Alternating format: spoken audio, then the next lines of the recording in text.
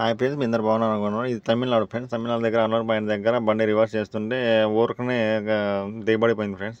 కానీ మనం తెలియాల్సింది ఏంటంటే, ట్యాంకర్ దిగబడినప్పుడు మన టైర్లోని యాక్సిలేటర్ని ఎక్కువగా ఇవ్వకూడదు. ఎందుకంటే ట్యాంకర్ అనేది మాల్ అనేది అటు ఇటు ఊగుతూ ఉండింది కాబట్టి మనం ఎంతసేపటికి జేసీబీ పెట్టి లాగించాలి. మన అన్నవరం పాయింట్లో వచ్చాం కాబట్టి ఆ జేసీబీ లాగుతుంది. ఆ జేసీబీ లాగుతుంటే జేసీబీ వెనక్కి వచ్చేసింది ఫ్రెండ్స్. బండి ఒక్క ఇంచు కూడా కదలలే.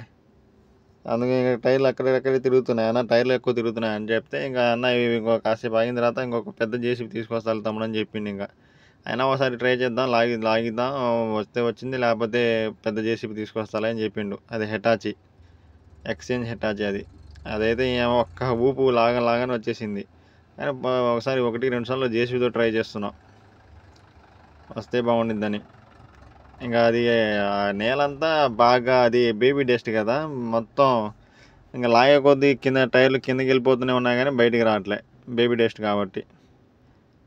ఇలా మనకు బండి ఒకసారిగా దిగబడినప్పుడు చాలా జాగ్రత్తగా ఉండాలి friends. Thanks for watching. Subscribe చేసుకోండి.